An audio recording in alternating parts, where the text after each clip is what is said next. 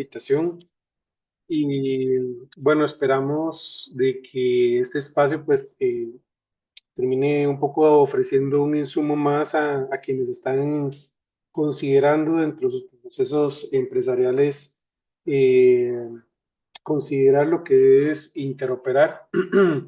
Así que voy a permitirme compartir. Nada más, por favor, me confirman si están viendo mi presentación. Sí, ahí se ve. Ok, listo. Muchísimas gracias. Bueno, como ya me presentó previamente Katias, mi nombre es Alejandro Benavides y soy consultor en lo que es arquitectura de datos en salud, e interoperabilidad, un poco más ya de 10 años trabajando en proyectos que tienen que ver con esta temática. Y bueno, hasta hace unos meses venimos con un esfuerzo desde la región en habilitar lo que es la afiliación de HL7. Inicialmente se había hecho un esfuerzo para Costa Rica, pero la realidad es que en Centroamérica, pues los países no tienen esa fuerza de tener a la cantidad de organizaciones que tengan un interés permanente en sostener una afiliación como es lo que HL7. Debido a esa situación, como pasó en Costa Rica, pasó en Guatemala, pasó en otros países donde lo intentamos, lo que se le propuso a la organización pues fue comenzar con una afiliación regional y bueno, algo que les voy a contar luego más adelante, pero es desde este punto, desde la afiliación que queremos pues obviamente tener esta intervención y poder pues aportar un poco más de conocimiento a lo que es interoperabilidad y cómo el estándar HL7 y en este caso FIRE va a sumar pues a los esfuerzos que está haciendo el país para avanzar en ese sentido. No, solamente tal vez comenzar, creo que quien habla de interoperabilidad siente la obligación siempre de tocar base con lo que es interoperar.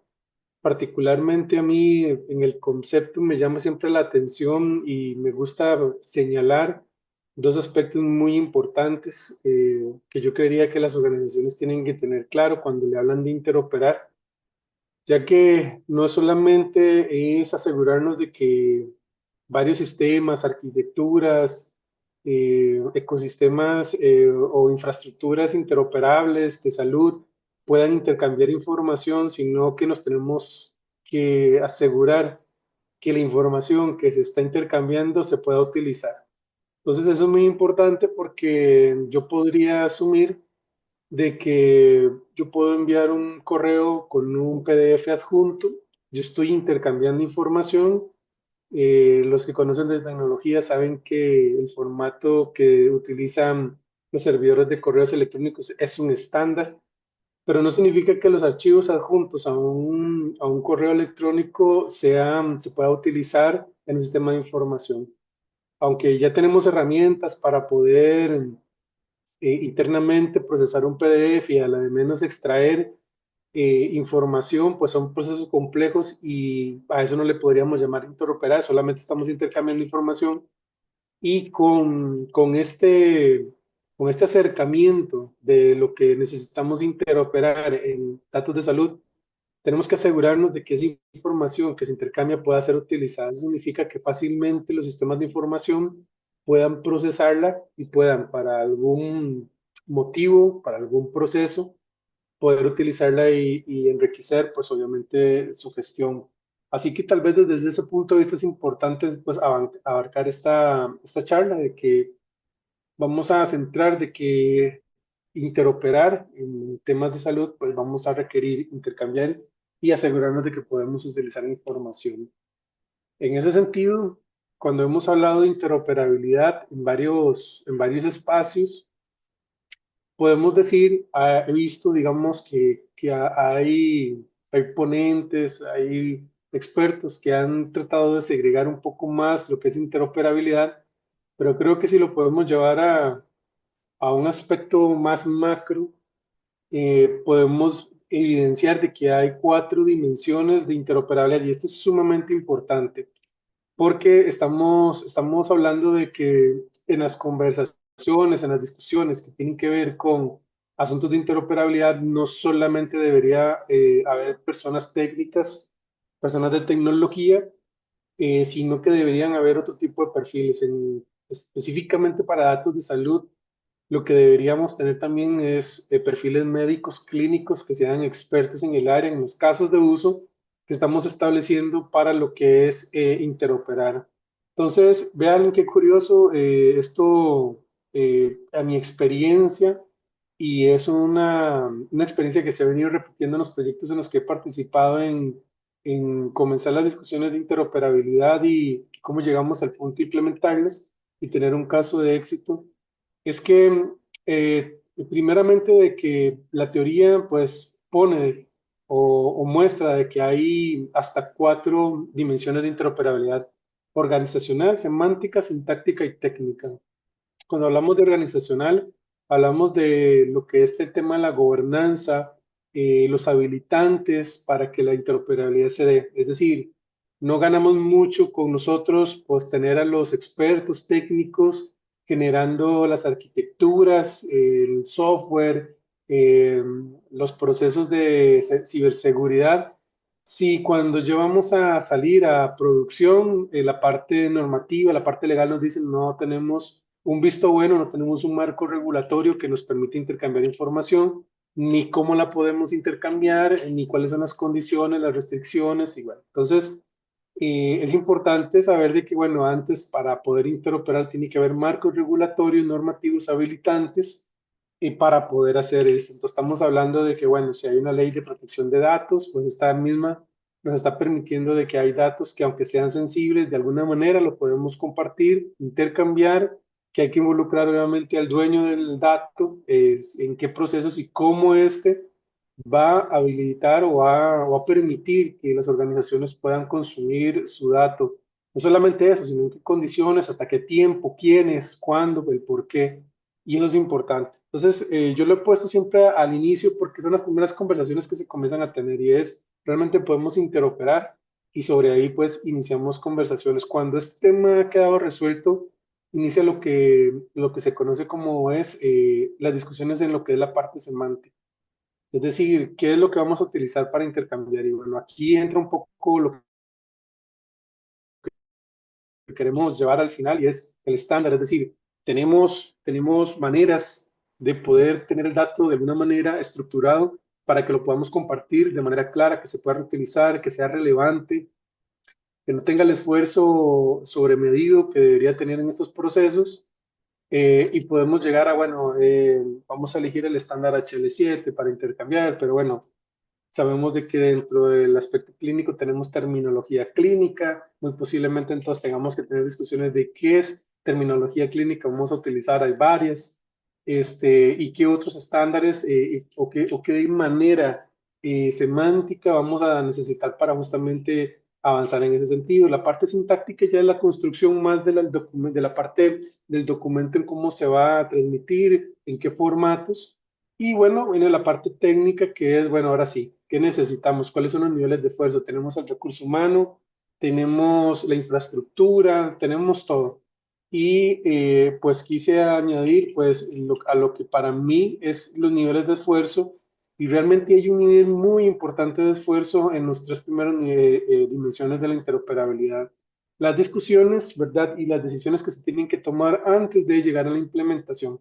Así que entonces esto hace, pues, muestra tal vez una advertencia de que si en las organizaciones se está comenzando a considerar interoperar y a quienes están involucrando son solamente al área de tecnologías, de IT, pues estamos cometiendo realmente un error. ¿Por qué? Porque deberían estar involucrados los tomadores de decisiones, la parte de planificación, los equipos clínicos que conocen muy bien los casos de uso, porque realmente ellos son los que van a definir justamente cómo es que el dato se va a construir, qué es lo que queremos resolver, prioritario en los aspectos clínicos de salud, y luego todo esto pues termina siendo un insumo para la parte técnica. Así que si yo creería que tiene que haber niveles de esfuerzos, de inversión y de tiempo, yo creería que en un 100% que se calcula el 75% se va a llevar en lo que se va a discutir y básicamente un 25% es ya cuando todo está muy bien definido, y yo creo que esto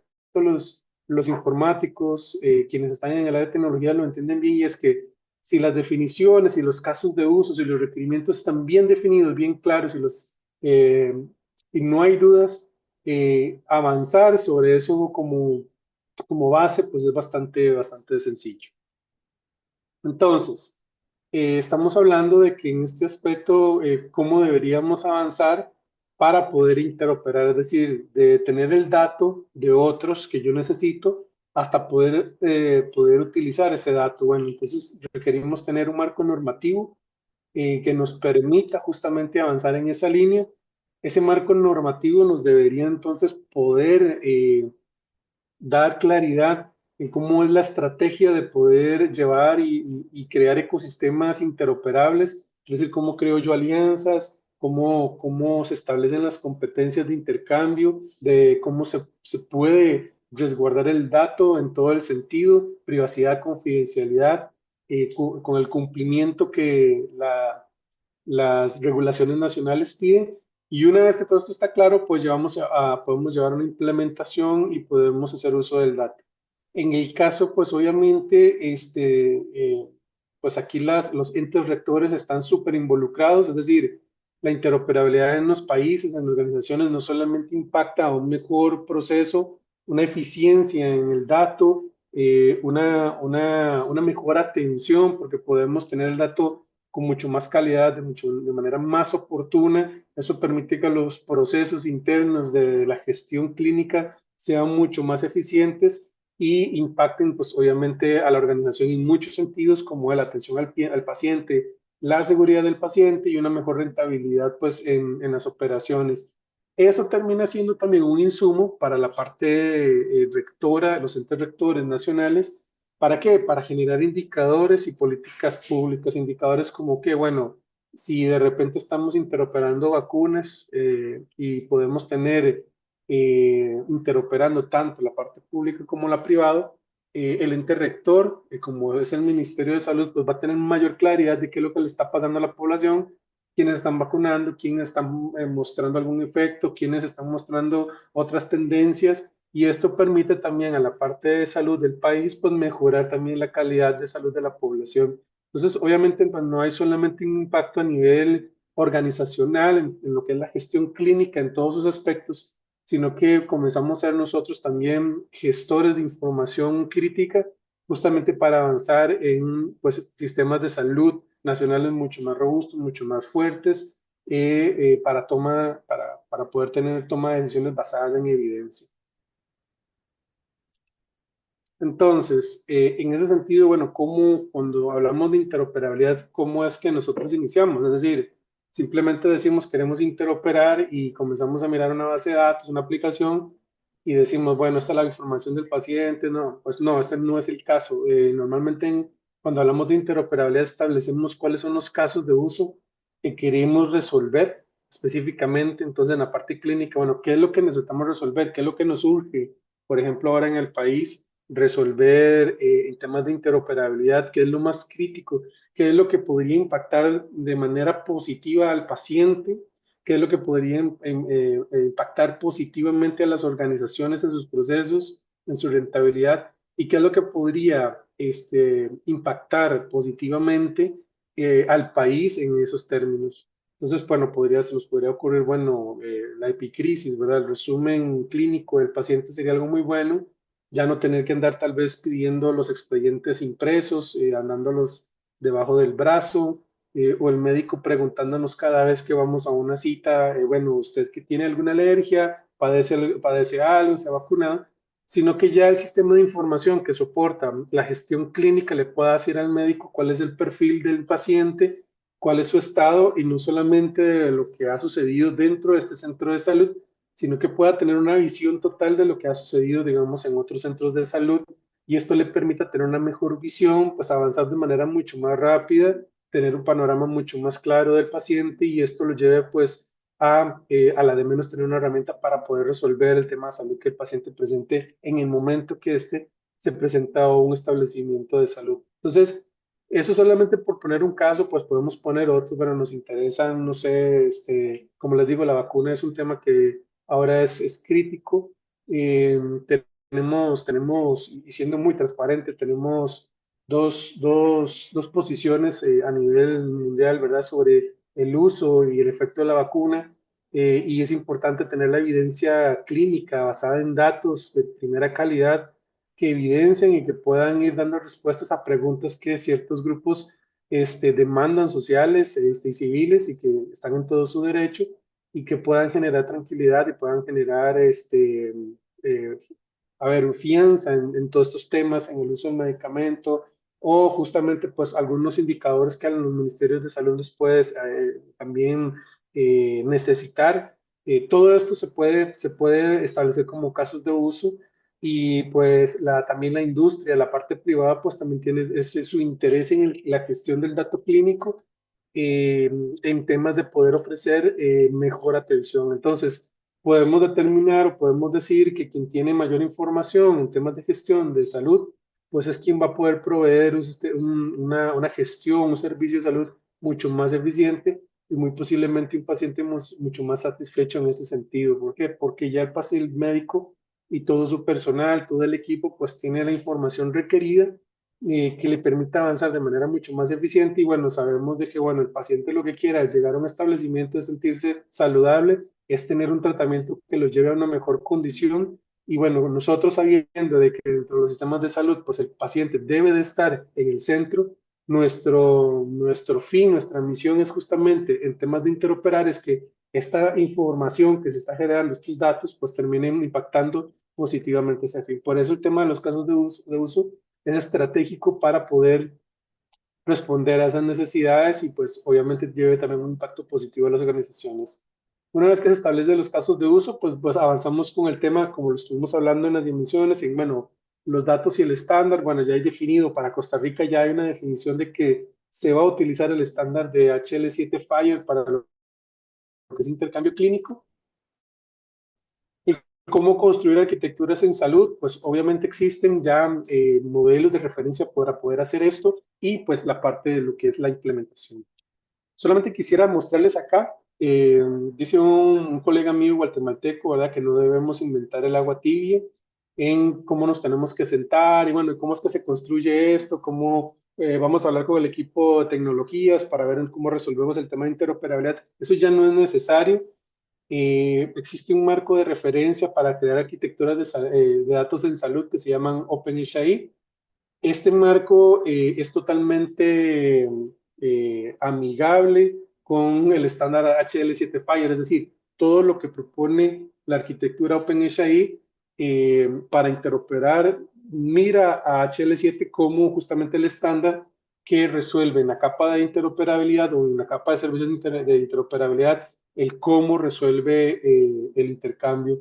Entonces, las organizaciones no deberían, en principio, de ver cómo resuelven y cómo habilitan sus servicios de interoperabilidad, sino que los modelos de referencia como un OpenHI y sus guías de implementación a nivel de arquitectura de datos en salud, que tiene que ver mucho con arquitectura empresarial, dicen, bueno, si su caso de uso es, bueno, queremos compartir el registro clínico, vamos a ver si aquí se me habilita para el puntero, perdón, nada más.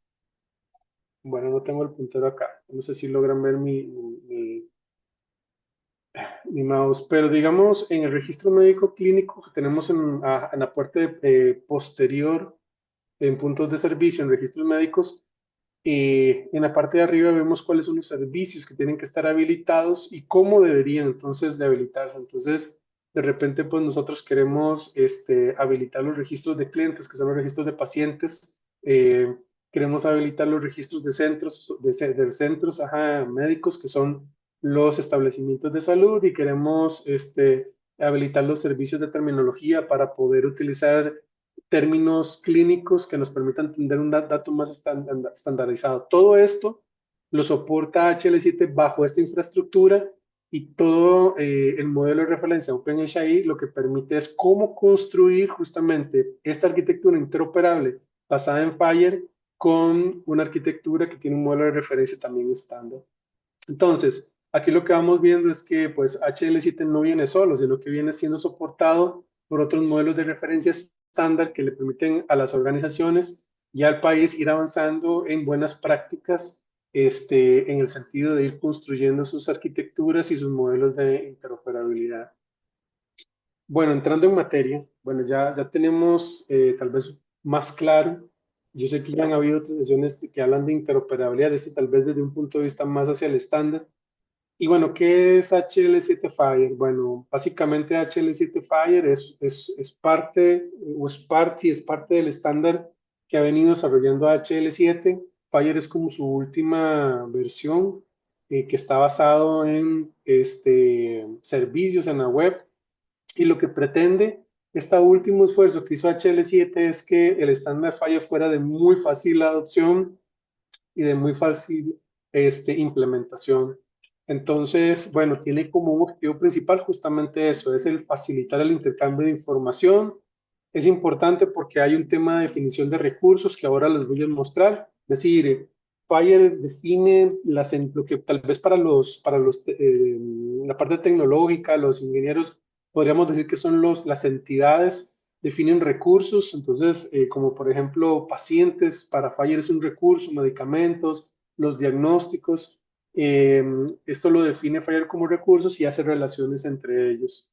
Y bueno, que cada recurso tiene un formato estándar. Y bueno, vamos a ver esto, cómo es esto que cada recurso tiene un formato estándar y cómo impacta esto en el tema de la implementación. Eh, como uno tal vez de las fortalezas de Fire es que se basa justamente en servicios RESTful API. La parte técnica saben qué es. Básicamente es la manera en que actualmente se transfieren datos. Pues es como una interfase básicamente en aplicaciones en cómo interferir datos de manera estándar. Entonces, ¿qué es lo que hizo HL7? Pues bajó un poco el grado de especialización al entender que todo informático en su formación base les enseñan pues cómo funcionan las interfaces RESTful API, cómo se construyen, cómo se interfieren datos y bueno, y cómo hay métodos HTTP para obtener, lo llaman GET, es como obtener datos, POST, cómo enviar o insertar nuevos datos, PUT y DELETE, cómo los modifico, cómo los puedo eliminar. Entonces, ya hay un acercamiento mucho más amigable en cómo entender las transacciones en lo que es HL7 Fire. Importante, HL7 Fire pone a disposición o crea para esta versión un concepto que se llaman extensiones, entendiendo de que HL7 Fire pues trata de cubrir la mayor cantidad de casos de uso a nivel mundial dentro de cada recurso, es decir, cómo ellos han modelado la información del paciente, de las organizaciones, del médico, de los diagnósticos, medicamentos, pero entiende que cada país es particular. Entonces, ellos han dispuesto el concepto de extensiones y que permiten las extensiones. Bueno, es resolver nacionalmente lo que el estándar per se, como tal, construido core, no resuelve. Entonces, por ejemplo, el país maneja un dato muy particular. Por ejemplo, nosotros necesitamos de incluir dentro de la información de la dirección del paciente los barrios. Entonces, por ejemplo, la información de los barrios no es un dato que viene modelado en el core del estándar Fire, pero permite por medio de extensiones agregar y soportar, por ejemplo, datos muy específicos que tiene el país que necesite y que cree relevante y que tienen que intercambiarse. Y bueno, y el tema de los conceptos de perfiles, y esto es muy interesante porque lo que hace HL7 Fire es que a estas entidades como paciente, como la información, como la médica, como otras, ellos les llaman que estos son los recursos, pero esta adaptabilidad, esta customización de este recurso con las realidades nacionales, a ellos les llaman perfilamiento, es decir, que yo tomar el dato paciente, veo qué es lo que modela el Standard Fire como lo que ellos sugieren que debería transmitirse en información de paciente, pero la parte nacional al mirar eso dice, bueno, tenemos un 70% en el estándar de lo que realmente necesitamos transferir, lo que necesitamos utilizar, necesitamos resolver el otro 30%. Bueno, perfilando, ¿qué significa? Es adaptando, creando excepciones, agregando terminologías nacionales a los recursos. Ese proceso de adaptabilidad, pues le llaman ellos perfilamiento. Entonces, existe el recurso, por ejemplo, el recurso de pacientes, que es el recurso core, pero el recurso de pacientes nacionales de Costa Rica se le llama el perfil de pacientes Fire. ¿Por qué el perfil? Porque se tomó el recurso que tiene Fire estándar y permite hacerle una adaptabilidad al país y a esa adaptabilidad pues se le conoce como un perfil específicamente. Y esto ustedes lo van a poder ir mirando cuando vayan entrando un poco más en lo que es el tema Fire. Bueno, ahí HL7 ha dispuesto un sitio bastante completo, tiene muchísima información con respecto al estándar, no se requiere accesos eh, que haya que dar, es abierto totalmente, cualquier persona lo puede mirar, lo puede leer, todo está disponible ya que el estándar es abierto en este sentido y lo que muestra el sitio es justamente esto que les estoy conversando, ¿verdad? Muestra los diferentes recursos, perfiles, elementos con los que se construyen el estándar. Es muy grande, es decir, obviamente el estándar pues da y una visión para quienes están comenzando, o tanto para aquellos quienes están resolviendo procesos y tal vez modelajes y flujos bastante complejos, todo está acá. Entonces, pues sí es un reto, pues leerlo. Normalmente lo que se lee es lo que se va necesitando, cómo se va requiriendo. Y pues bueno, ahí está el sitio para quienes quieran comenzar a mirar, poder ver qué es lo que tiene y hacia dónde apunta. Eh, Pongo un ejemplo de lo que es un recurso, por ejemplo, el de paciente. Entonces, como miran, pues esto lo hace con cada recurso. Esta página o este sitio web de Fire pone cada recurso, entendiendo que el recurso es un modelamiento base, no es el modelamiento final, el perfil del país, sino que ellos lo que hacen es la sugerencia de qué datos podrían ir con cardinalidades, con el tipo de dato y una descripción a qué apunta resolver este perfil. Perdón. Bueno, Costa Rica ha avanzado, tal vez nada más para quienes tienen curiosidad, Costa Rica avanzó en una implementación inicial del estándar FIRE. eh, Está publicado en el sitio web del Ministerio de Salud. Un proyecto, participamos algunos consultores, fue patrocinado por OPS y otras organizaciones que tienen que ver con el mejoramiento y la calidad de salud a nivel de Latinoamérica. Y lo que se hizo fue pues justamente generar una especificación para poder intercambiar o notificar información al Ministerio de Salud. En otro espacio tal vez podamos adentrarnos en qué terminó este ejercicio y bueno, que en este momento ya está en producción, pero lo importante es que, bueno, cuando vamos a interoperar, ¿qué es lo que necesitamos? Bueno, cómo es que iniciamos? ¿Cómo es que se utiliza el estándar? ¿Cómo se implementa? ¿Cómo me pongo yo de acuerdo con las otras clínicas, los otros hospitales? ¿Cómo me pongo yo de acuerdo con la parte nacional, en este caso con el ministerio? Bueno, lo que hizo HL7 con Fire en este sentido, con esta versión, fue que pues no se inicia ninguna implementación sin primero definir los casos de uso, se elijan los recursos, se perfilen y se genere lo que se llama una guía de implementación. Es decir, es obligatorio, no hay otra forma, es obligatorio que los países para avanzar en interoperabilidad con Fire generen sus guías de implementación. La pregunta es ¿y por qué? Bueno, primeramente que la guía de implementación define qué casos de uso se están resolviendo.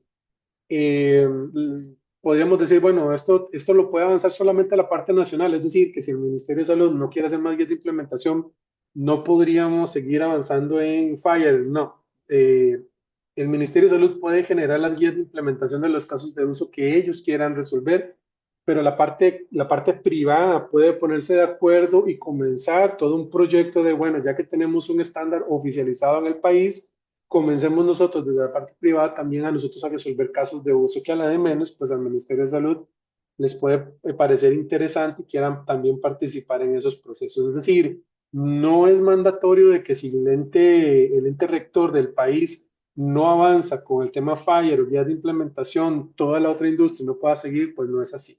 Realmente podemos seguir, podemos generar nuestras guías de implementación modelando el dato del paciente, el dato del médico, los roles, el dato de los establecimientos de salud, queremos modelar el dato de los medicamentos, podemos modelar el dato de los diagnósticos, es decir, podemos sentarnos y comenzar a generar guías de implementación a nivel de lo que es el sector privado para poder interoperar, obviamente siempre pues teniendo en cuenta de que existen ciertas regulaciones a nivel nacional, como es involucrar pues a la PROAP, que es quien vela por todo el tema de la privacidad de los datos y protección de datos de las personas.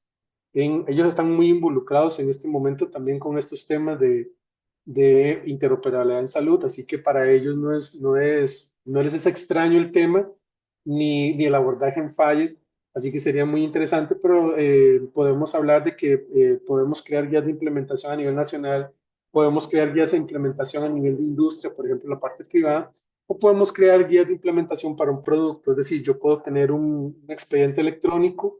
Quiero que, pues no hay marcos todavía donde podamos interoperar con todos los expedientes del país, porque no tenemos tal vez ahorita una guía de implementación.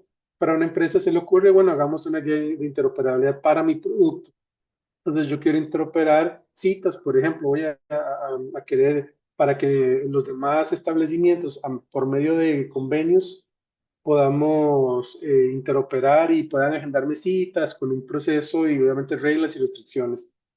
Pero lo que quiero decir es de que justamente para comenzar eso, pues definimos casos de uso, se construye una guía de implementación donde se especifica qué es lo que estamos interoperando, cómo se modela el dato. Y bueno, y esto es importantísimo porque las herramientas que generan la guía de implementación, que como ustedes ven, tal vez ustedes creen que es una página web, pues realmente es una publicación, pero genera más cosas. Las herramientas que generan las guías de implementación lo hacen en base a una especificación muy propia de Fire, es decir, Fire tiene una sintaxis en cómo generar las guías de implementación y cómo modelar el dato que se va a publicar como guía de implementación. Y esta al final, pues hace una publicación en HTML que uno lo puede llevar a su sitio web, pero además genera una serie de recursos que son los que van a requerir, pues lo que son las infraestructuras Fire, como son los servidores, en cómo yo puedo cargar las guías de implementación a los servidores Fire para que ellos validen que los datos que estoy intercambiando son válidos. Entonces, por poner un ejemplo, nosotros establecemos en este país, por ejemplo, de que vamos a modelar el dato del paciente, vamos a restringir el tema de sexo, vamos a decir, bueno, para Costa Rica vamos a distinguir para temas clínicos sexo, para temas más sociales el tema de género. Para sexo lo vamos a cerrar a hombre, mujer o no conocido por casos diversos. Y género, pues sí, se pueden sumar pues las decisiones que en el país se han avanzado con el tema de autopercepciones de género. Pero con el tema del sexo, pues decidimos de que la restricción va a ser de que vamos cuando transferimos, esto va a ser basado en un catálogo nacional estándar, aunque sea muy pequeño, pero vamos a restringirle, decimos que la M es para masculino, la F para femenino, y no sé, poner una N para no se supo, no quiso decir, o algún otro indicativo. ¿Qué es lo que hace la guía de implementación? Pues genera esta especificación técnica, se carga un servidor, a los servidores Fire, que todos responden de manera igual a las guías de implementación, y cuando se envían los mensajes, estos servidores, por medio de una guía de implementación cargada, lo que hace es validar si primeramente ese modelo de datos en el tema de sexo existe. Segundo, si está restringido el catálogo que se definió y si eso no cumple, ella comienza a restringir las mensajerías. ¿Esto para qué funciona? Bueno, funciona para resguardar justamente la calidad del dato. Entonces, no es solamente conocer el estándar, no es solamente conocer el recurso, no es solamente perfilarlo, sino también es saber de que, bueno, cada institución que va a interoperar va a tener que tener su repositorio falla, donde va a exponer sus datos, donde va a cargar su guía de implementación con unas restricciones, y esto es lo que vamos a interoperar. Cuando hablamos de interoperable, obviamente en falla no estamos tampoco a ver, indicando de que las aplicaciones van a accesar a arquitecturas propias de las instituciones, sino que la idea es que de frente a las instituciones, y cuando digo de frente es que a la manera de las transferencias, transacciones electrónicas, lo que van a impactar las otras organizaciones hacia la mía que estamos interoperando es un servidor Fire que tiene una guía de implementación y a la cual he alimentado con datos de mi organización, pero con lo que la guía de implementación indica. Voy a poner un ejemplo. Nosotros tenemos tal vez un hospital tiene un modelo de datos de paciente enorme, un set de datos donde la información del paciente tal vez pueda ser de 100 variables entre la información personal, información de contacto, seguro, un montón de información. Pero la guía de implementación me dice que lo que yo tengo que interoperar simplemente son 10 variables.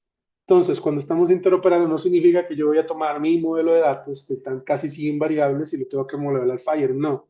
La guía de implementación te va a decir de que de esos 100 datos, el país decidió que 5 son los que se van a intercambiar. Así, en el estándar lo tenemos establecido de esta manera y lo que hacen las organizaciones pues, es adecuar sus datos internos para poder publicarlos en su repositorio Fire y puedan ser obviamente intercambiables.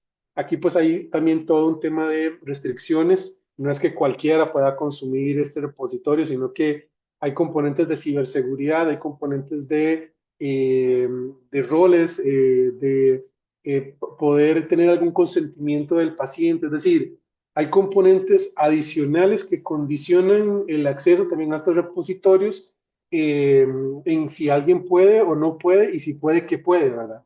Entonces, todo esto, pues, basado, pues, en las definiciones de guía de implementación. Así que la guía de implementación no es que modela todo el dato completo de la información del paciente, sino que es un acuerdo nacional en qué dato relevante de cada entidad es lo que nosotros vamos a ir modelando y vamos a ir interoperando. Esto puede ir madurando y creciendo a través del tiempo. Y bueno, tal vez para ya ir finalizando, pues contarles un poco de la afiliación de HL7, que fue lo que les comenté ahora inicio. Eh, Nosotros por diversas razones en que en Centroamérica es muy difícil que los países sostengan una afiliación en el tiempo, es decir, siempre hay un primer interés de las organizaciones en querer crear esto, pero el proceso tan largo y a veces hasta complejo de mantener la afiliación, pues hace más difícil que estas organizaciones pues se mantengan con un interés o sigan promoviendo el tener una afiliación país. Vimos de que era importante tal vez proponerle a HL7 Internacional que nos permitiese pues tener una afiliación más regional, perdón, eh, ya que era mucho más fácil tener a este grupo de organizaciones interesadas a largo plazo en promover el estándar y sostener la afiliación a que un país pues lo lograra hacer. Entonces hicimos la consulta, HL7 no había históricamente en HL7 Internacional una experiencia de una afiliación regional. Nosotros expusimos los casos como era la viabilidad, la necesidad primero que necesitamos nosotros avanzar con tener un estándar para intercambio de datos clínicos, la situación tan particular que tiene Centroamérica, que es un corredor básicamente migratorio, no solamente entre centroamericanos, sino que fuera también de la región, pues hay migraciones y tránsito, y que era importante por pues, temas epidemiológicos, por temas de salud pública regional, importante poder avanzar en fortalecimiento en los sistemas de información, arquitecturas que tienen que ver con datos y pues los países poder tener un poco mejor calidad de datos en ese sentido. HLZ Internacional vio con buenos ojos esta iniciativa, la justificación y nos permiten avanzar justamente en ese sentido. Así que logramos tener la representación de 8 países, en este caso son los países de Centroamérica y sumamos a República Dominicana ya que tenía un interés en particular en avanzar. Es importante porque República Dominicana en este momento está avanzando aceleradamente con lo que son los proyectos de interoperabilidad a nivel nacional. Entonces, eh, a mediados, o más bien, yo creo que en junio de este año, se publicó la estrategia de salud digital. Uno de sus pilares era pues interoperar. Y en este momento, tanto el Ministerio de Salud como el Servicio Nacional de Salud han creado un grupo de trabajo donde están avanzando aceleradamente en la construcción de lo que es el IPS, que es el International Patient Summary. Básicamente es un perfil que HL7 ha creado para resolver el tener una historia resumida del paciente. Y bueno, ha sido interesante porque lo están haciendo con el estándar y bueno, ellos se sumaron desde la parte nacional hasta algunas organizaciones internas en el país a querer ser parte de la afiliación. Entonces logramos desde HL7 de Centroamérica, tener una representación en ese sentido. Y bueno, y pues al habilitarse una afiliación regional, pues HL7 Internacional nos autoriza a nosotros a ser el único ente en certificar capacitaciones a nivel regional. Es decir, cualquiera puede dar charlas, cualquiera puede dar workshops y hasta puede dar capacitaciones de lo que es el estándar, pero certificados de profesionales en HL7, pues solamente los puede emitir y los puede certificar HL7 en Centroamérica. Estamos trabajando en programas de capacitación para ofrecerlos muy posiblemente a final de año en lo que le hemos llamado HL7 Fire, los fundamentos y poder ir certificando en HL7 ya a profesionales en esta rama. Bueno, ¿qué objetivos estamos alcanzando o queremos alcanzar? Bueno, queremos formar profesionales en la región. Por el momento, la formación ha sido informal, es decir, cada quien de manera propia ha ido buscando información o ha usado otras plataformas de formación como ha sido HL7 Argentina o HL7 Chile para poder ir conociendo un poco lo que es el estándar y pues obviamente tener estas capacidades en las instituciones. Pues también tenemos y hemos ofrecido el tema de asistencia técnica a los proyectos de interoperabilidad, es decir, de HL7 podemos asistir en temas de consultoría o implementación para aquellas organizaciones que no necesitan hacer, no, tal vez no tengan el tiempo de capacitar a su equipo, sino que esto es en una fase posterior y tienen que avanzar con proyectos de interoperabilidad. Bueno, desde HL7 Centroamérica y República Dominicana podemos participar en proyectos, estamos habilitados en ese sentido. Tenemos un proyecto a mediano plazo y es crear las guías de implementación Firecore regionales. ¿Qué significa esto? Va a ser muy difícil que los países avancen en la generación de sus propias guías de implementación. Entonces, lo que quiere hacer HL7 de Centroamérica es generar guías de implementación core base para que los países tengan un punto de inicio y no tengan que iniciar con discusiones tal vez sobre el modelamiento del dato, sino que nosotros poder ofrecerles un acercamiento mucho más rápido técnico que permita pues hasta hacer ensayos, hacer laboratorios en los países y esto permita también pues ir creciendo una guía de implementación nacional. Entonces, ya estamos, bueno, lo que queremos también, al igual como dice República Dominicana, y bueno, ya es básicamente con los proyectos transfronterizos que están ahorita en las mesas de organismos internacionales, es ir avanzando con la historia resumida clínica del paciente, lo del IPS. La idea es, pues nosotros también desde la afiliación regional, es poder publicar un IPS regional, el cual los países puedan tomar y lo puedan perfilar a lo que es las necesidades nacionales. Eh, bueno, las famosas conectatones son básicamente eventos que hacemos para poder probar las guías de implementación para que los equipos técnicos también puedan probar sus soluciones basadas en las guías de implementación y poder tener una validación mucho más técnica que los proyectos y que se estén generando a nivel regional, pues van por buen camino. Esto también lo tenemos en un mediano plazo y sería una actividad que tendríamos para nuestra primera versión de la guía de implementación FIRE. Obviamente, pues, buscando un país, un lugar, participando tanto virtual como presencialmente y viendo si a la de menos podamos también generar algún tipo de certificación desde lo que es HL7 Centroamérica.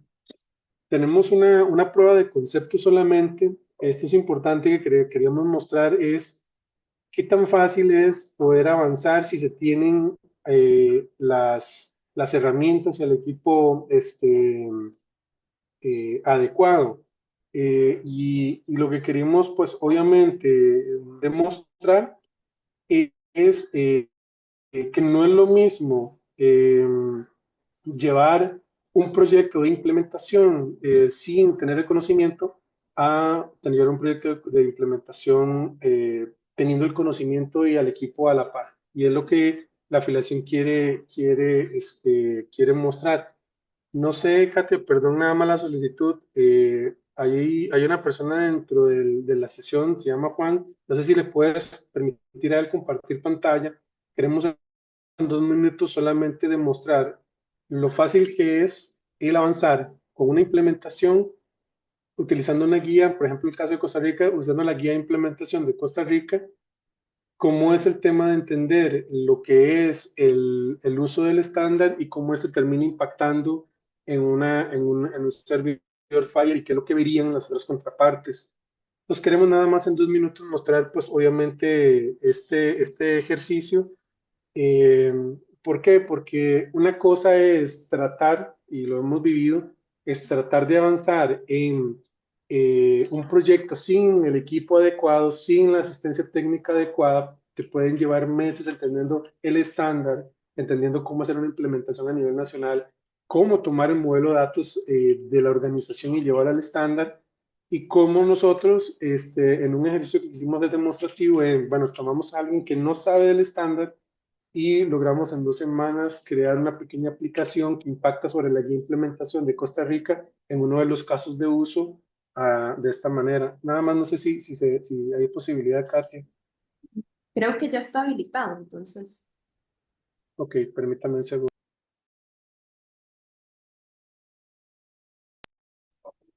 Sí, entonces, bueno, voy a dejar de compartir yo y le voy a pedir, permiso, un segundo.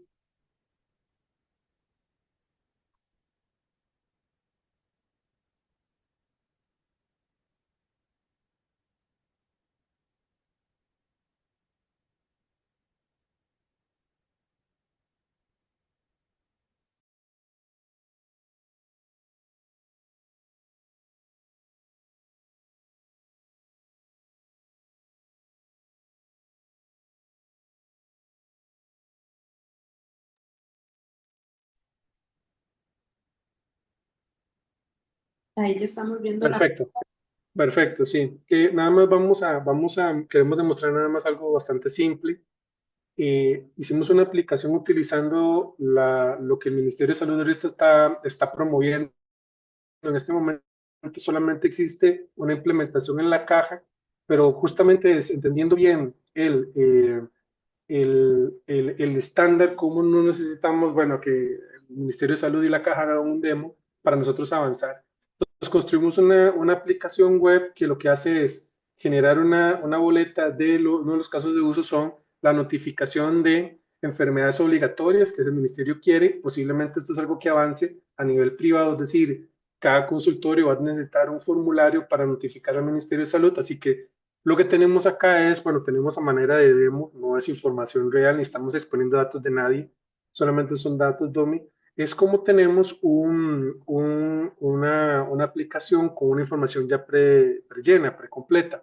En este momento podemos proceder a hacer una notificación a lo que es el servidor Fire. Tenemos un servidor cargado con la guía de implementación nacional, es decir, la que ya el ministerio tuvo, como está publicada y es de acceso público. Nosotros bajamos la guía de implementación, instalamos un servidor Fire, le cargamos la guía de implementación y ahora podemos enviar notificaciones a un servidor de pruebas que nos permite garantizar que eventualmente cuando proyectos como el del Ministerio de Salud salga a participación pública, pues podamos también ya tener la habilidad de poder hacer este tipo de cosas. Entonces hacemos el envío, hace un proceso.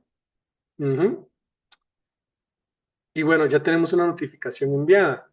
Si vemos ahora, lo que está mostrando ahí, Juan, es el servidor Fire manda qué notificación devuelve, es decir, qué número de notificación, en este caso podría ser el Ministerio de Salud, te devuelve. Es decir, para el Ministerio de Salud, si fuese en el caso que estuvimos en un ejercicio ya con el Ministerio de Salud, él te da un número de notificación y eso lo podemos ir a validar en el servidor Fire. Nosotros tenemos un servidor Fire.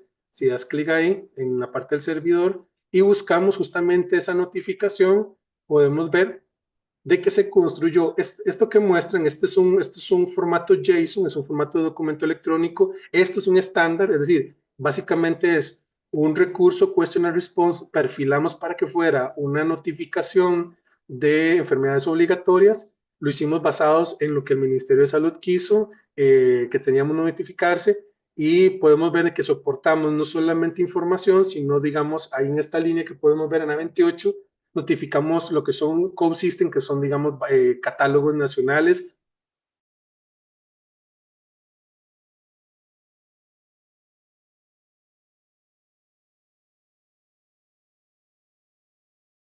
actualizaciones, en cuestión de 2 semanas, pues podemos construir aplicaciones para resolver temas de interoperabilidad sin mucha complejidad, tener nuestros servidores Fire también en el estándar y poder hacer pruebas antes de ir a producción. Muchas gracias, Juan. Eh, y voy a volver nada más a lo último de mi presentación, ya para cerrar. Y bueno, y bueno, lo que los invito justamente son a las redes sociales de nosotros. Bueno, obviamente estamos trabajando de cerca con la cámara, así que si no es directamente con nosotros, pues nosotros con mucho gusto pues coordinamos lo que tengamos que coordinar de que, para que la cámara crea que podamos apoyar. Y bueno, yo pues voy a obviamente dejar un espacio para preguntas. Gracias. Muchísimas gracias, don Alejandro, por la presentación, ¿verdad? Bastante detallada, ¿verdad? Creo que nos queda bastante claro que para poder interoperar es necesario, ¿verdad? Que todos los actores realmente se involucren, ¿verdad? Sobre todo los tomadores de decisiones, también personal clínico y lógicamente también los técnicos del equipo. Tenemos un par de preguntas acá en el chat.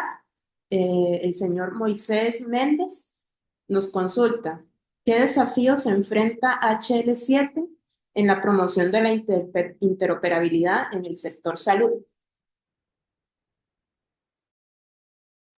Sí, bueno, yo creo que Costa Rica dio un paso adelante en ese sentido y fue el oficializar que iba a utilizarse el estándar HL7 Fire para el intercambio.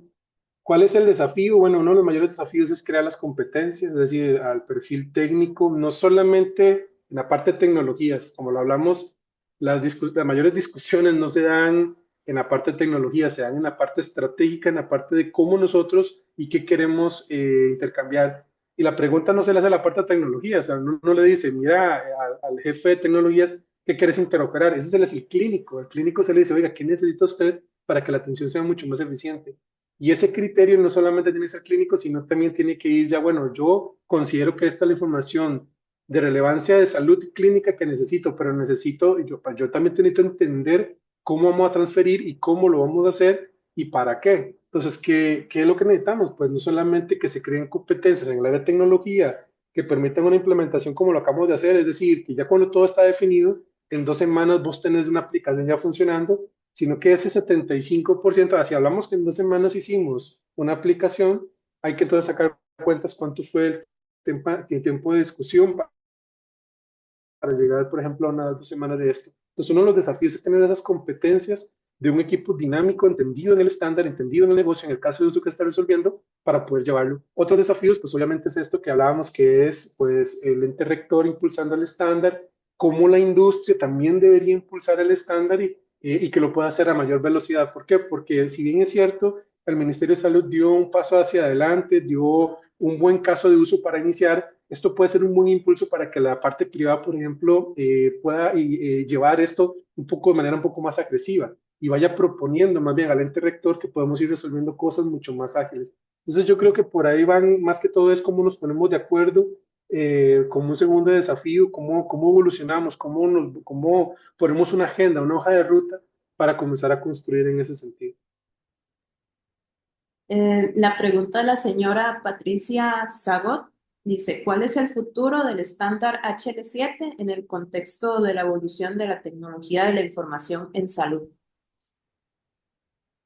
Sí, está muy buena la pregunta porque obviamente el estándar es muy maduro, es decir, estamos hablando de que HL7 viene desde 1980, estamos hablando de un estándar es el que más utiliza la industria, así que quienes se están manteniendo es una comunidad sumamente robusta, muy grande, estamos hablando de que hay dentro de las discusiones de cómo avanzar el estándar, estamos hablando de que hay gigantes tecnológicos como Google, como Microsoft, como Oracle, como Amazon, es decir, hay la industria, los grandes vendors y quienes van también generando las nuevas tecnologías tienen un capítulo en salud digital que vienen también aportando hacia dónde tiene que ir evolucionando. De hecho, el brinco que da HL7 de su versión 2.x, de la versión 3, que fue la menos adoptada, a REST, es una respuesta justamente a esa pregunta que hace Patricia, y es, bueno, sobre el futuro no nos podemos quedar acá porque el estándar va a quedar obsoleto o va a venir otro estándar más fácil a hacer una propuesta de mejor adopciones mucho más rápidas y mucho más eficientes. Entonces, digamos que Fire, como ese estándar donde se utiliza, por ejemplo, respuesta a cómo vamos avanzando en esas líneas. Entonces, bueno, han habido discusiones dentro de los foros de HLT, por ejemplo, si vale la pena considerar blockchain como parte de una infraestructura de HL7, pero, y aunque eso no son discusiones que ya tienen un consenso y ya están finiquitadas, pues esas discusiones se ponen sobre la mesa en la discusión de cómo tiene que ir avanzando el estándar, si debe ir por esa línea. Entonces, bueno, los que estamos dentro de la comunidad, pues las afiliaciones están dentro de las discusiones que se dan en los boards de HL7, pues vamos haciendo aportes en ese sentido. Así que yo lo que espero es que el estándar vaya evolucionando en tanto las tecnologías y en forma, en cómo se transfiere, porque el tema es el dato. Digamos, HL7 lo que termina es resolviendo cómo tenemos el dato, cómo lo transferimos. Lo que viene ellos es justamente resolviendo es, bueno, de la forma en que estamos transfiriendo el dato, en los desafíos de la privacidad del dato, en las restricciones que las diferentes regiones del mundo están dando, cómo podemos ir evolucionando. Y este aporte, esto ha sido muy importante, el aporte de Centroamérica y Latinoamérica ha sido muy poco porque hay pocas afiliaciones hasta hace poco y pues nuestro rol en ese sentido ha sido pues, poco. ¿Qué es lo bueno? Bueno, que ahora nosotros vamos a tener una voz, un voto más en la región para poder no solamente hablar sobre el futuro como en la parte tecnológica, sino en la parte normativa.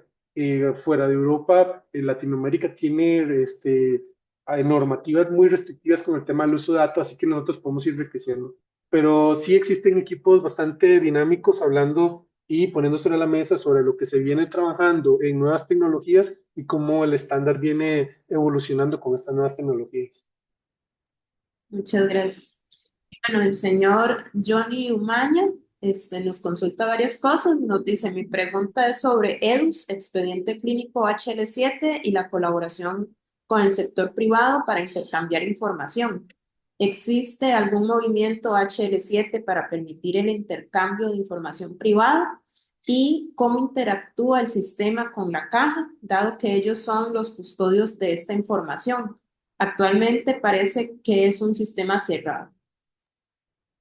Sí, bueno, muy, muy interesante porque en estas charlas el EDUS tiene un protagonismo y yo sé que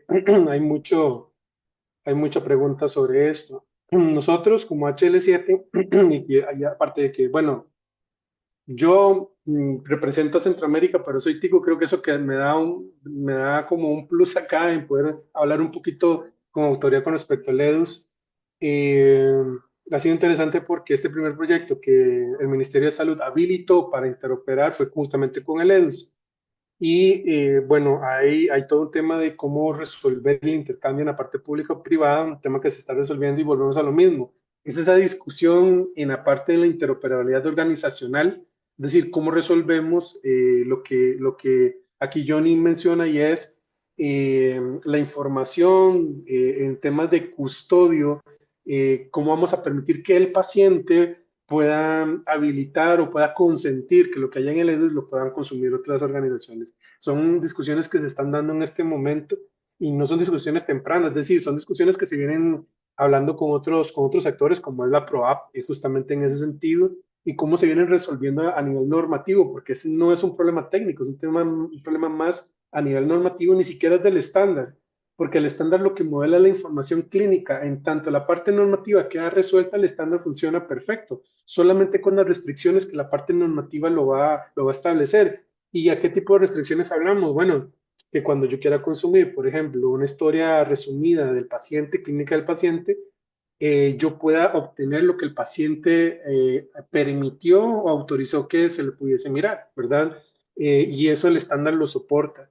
Em, pues hay iniciativas internas en el país. Creo que la Cámara ha estado trabajando en eso junto con otras cámaras y es cómo crear repositorios de datos clínicos para ir resolviendo por lo menos la parte privada, eso lo podemos avanzar y se está avanzando justamente en propuestas en ese sentido. Es decir, no es que no se está llevando a cabo algún tipo de iniciativa, el tema es que, como les digo, nos estamos llevando un tiempo muy importante en la discusión, en el cómo.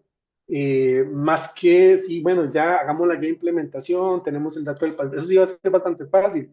Como les digo, eso va a requerir menos tiempo que el resolver la parte normativa en cómo llevamos y tenemos todo bien, ya que lo que no queremos es, yo no sé si ustedes recuerdan, pues hubo una iniciativa en Costa Rica de lo que es el marchamo electrónico y justamente desde la parte legislativa se hace una observación hacia el uso del dato y eso detiene las conversaciones. Entonces, ¿qué es lo que se quiere? Justamente es evitar y es tener el cuidado de que las discusiones a nivel normativo no nos lleven a un bloqueante en alguno de los sectores del país, ¿verdad? Sea de la parte de gobierno, sea de la parte regulatoria, es decir, poder llevar una propuesta que nos permita realmente avanzar, pues sí es complejo, no es, estamos hablando del dato, ahora el dato es muy importante, los pacientes están teniendo ojos sobre su dato, las sociedades civiles que también tienen vigilancia sobre esto están en ese tema, pero estamos avanzando. Pues sería interesante pues tener pues algún criterio de LEDUS con respecto a eso. Yo tengo, digamos, hasta algunos acercamientos con personal de LEDUS, sé que hay una disposición interna, pero el bloqueante no es tanto la caja, sino como les digo, hay un tema normativo que no se termina de resolver que impide, no por la caja, no por el Ministerio de Salud, sino porque falta avanzar en ciertas regulaciones. ¿Qué es lo que sí nos permitió? Pues a notificar con Fire y creo que nos permitiría notificar a nivel privado si también podamos tener algunos espacios para ir a avanzar en ese sentido. Perfecto, muchísimas gracias, don Alejandro, por las respuestas y muchísimas gracias también a todos por conectarse. Bueno, tenemos una próxima capacitación, ¿verdad? La tercera capacitación del programa para el 15 de noviembre. Esperamos verlos a todos por allá. Estaríamos profundizando también un poco más en el tema del estándar HL7 FIO en Costa Rica y los retos y hoja de ruta para las instituciones privadas del sector salud. Entonces, muchísimas gracias a todos por la asistencia y muy feliz día y muy feliz tarde. Muchas gracias, feliz día.